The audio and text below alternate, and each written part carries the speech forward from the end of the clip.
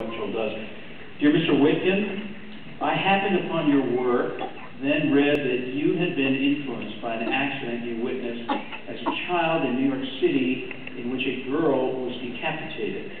My father was there that day and saw the accident, and the vision of it did not leave him either.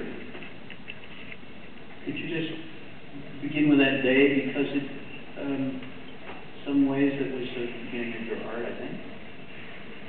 Yes, it started when I was 6. I had a twin brother, so we were 6.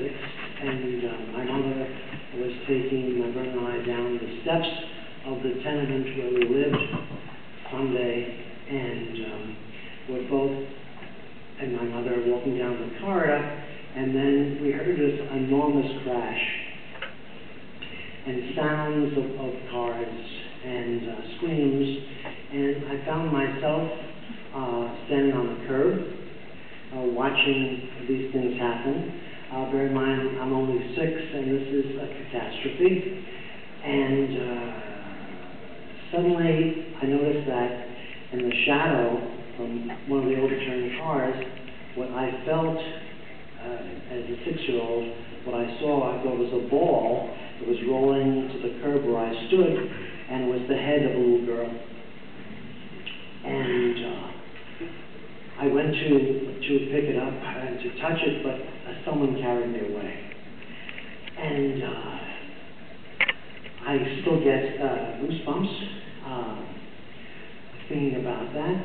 And later on, by the way, I always imagined that this girl had already seen life and death, and that she could be and was now a part of my life, that she could be the camera I was observing through, or wished to observe through. That came a little bit later.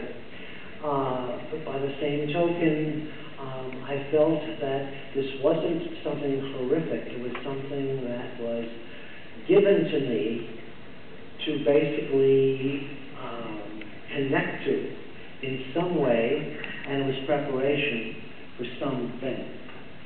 And that's just what I want to say about that. So, the person who's writing you goes on to conclude in her letter, your work seems to have upset a fair number of people. I am glad for you that you have been able to forge your demons on the anvil of creation. I wish my father had been able to do the same. Best regards, Kristen Grant, Keene, New Hampshire. Yeah, that'll be published in a book coming out next year. And in my journals, and I read when I'm washing prints. I'm always thinking about making imagery, and I generally take time out every day to write something down, and something that I read that affects me in a wonderful way. I want to save, because too often we don't remember everything that really surfaces when we read and think about different things.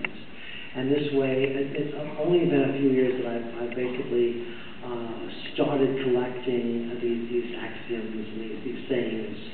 And it's been a wonderful experience. Plus the fact, of course, I go into there and put my own thoughts down. And it makes for a